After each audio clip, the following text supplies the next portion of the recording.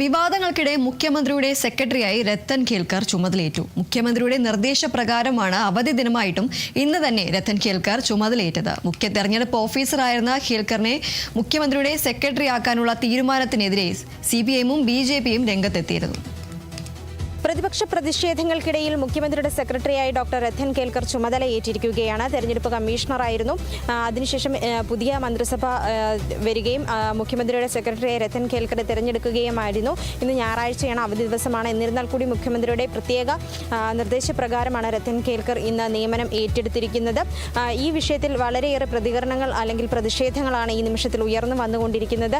ഇത് തെരഞ്ഞെടുപ്പിന്റെ സുതാര്യതയെ തന്നെ ചോദ്യം ചെയ്യുന്ന ഒരു നിയമനമെന്നാണ് CPM നേതാക്കൾ അടക്കം പറഞ്ഞുകൊണ്ടിരിക്കുന്നത്. അതായത് ചെയ്ത UDF-ന് അനുകൂലമായി രത്തൻ കേൽക്കർ പ്രവർത്തിച്ചു. അതിനുള്ള ഒരു പ്രതിഫലമായിട്ടാണ് ഇത്തരത്തിൽ രത്തൻ കേൽക്കർക്ക് ഈ സെക്രട്ടറിയുടെ സ്ഥാനം നൽകിയതെന്നടക്കമുള്ള ആരോപണങ്ങൾ ഉയർന്നു വരുന്നുണ്ട്. പി രാജീവ് അടക്കമുള്ള നേതാക്കൾ ഇതിനെതിരെ രൂക്ഷമായ വിമർശനം ഉയർത്തുന്നുണ്ടായിരുന്നു. കൂടാതെ തന്നെ BJP ഇതൊരു ആയുധമാക്കി തന്നെയാണ് എടുത്തിരിക്കുന്നത്. കാരണം ബംഗാളിലേത് സമാനമായ ഒരു നിയമനമാണ് ഇവിടെ നടന്നിരിക്കുന്നത്. ബംഗാളിൽ ഇത്തരത്തിൽ BJP തെരഞ്ഞെടുപ്പ് കമ്മീഷണർ സെക്രട്ടറിയായിട്ടും SIR മുൻ ഉദ്യോഗസ്ഥനെ ചീഫ് സെക്രട്ടറിയുമായിട്ട് നിയമിക്കുന്ന സാഹചര്യത്തിൽ കടുത്ത പ്രതിഷേധമാണ് കോൺഗ്രസിന്റെ ഭാഗത്തു നിന്നും ഉയർന്നിരുന്നത്. രാഹുൽ ഗാന്ധി അടക്കമുള്ള നേതാക്കൾ ഈ വിഷയത്തിൽ പ്രതികരിച്ചിരുന്നു.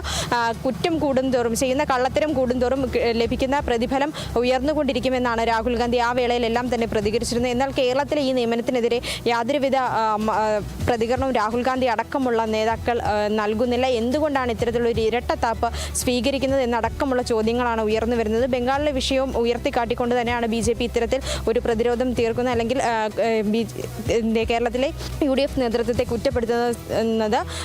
എന്തുകൊണ്ട് രാഹുൽ ഗാന്ധി അടക്കമുള്ള മുതിർന്ന നേതാക്കൾ ഈ വിഷയത്തിൽ പ്രതികരിക്കുന്നില്ല എന്ന ചോദ്യവും ഈ വേളയിൽ ഉയർന്നു വരുന്നുണ്ട്. എന്നാൽ കോൺഗ്രസ് നേതാക്കൾ എല്ലാവരും തന്നെ പറയുന്നത് ഇത് സുതാര്യവും അനുഭവസമ്പത്തും കഴിവുമുള്ള ഒരു ഉദ്യോഗസ്ഥനെ ഇത്തരത്തിൽ സെക്രട്ടറി സ്ഥാനത്തേക്ക് നിയമിച്ചു. അതിൽ യാതൊരുവിധ ക്രമക്കേടുകളും ഇല്ല എന്ന് KPCC അധ്യക്ഷനും മന്ത്രിയുമായ സണ്ണി ജോസഫ് അടക്കമുള്ള നേതാക്കൾ ഈ വിഷയത്തിൽ പ്രതികരിക്കുകയുണ്ടായി. എന്നാൽ മുഖ്യമന്ത്രിയുടെ ഏകപക്ഷീയമായ ഒരു സമീപനമാണ് ഈ വിഷയത്തിൽ ഉണ്ടായിട്ടുള്ളത് എന്ന ഒരു ആരോപണമാണ് CPM നേതാക്കൾ അടക്കം ഇപ്പോൾ മുന്നോട്ട് വയ്ക്കുന്നത്. ഇത് കേരളത്തിൽ മാത്രമല്ല, ദേശീയ തലത്തിൽ തന്നെ ഈ നിയമനം വലിയ ചർച്ചയായിക്കൊണ്ടിരിക്കുകയാണ്.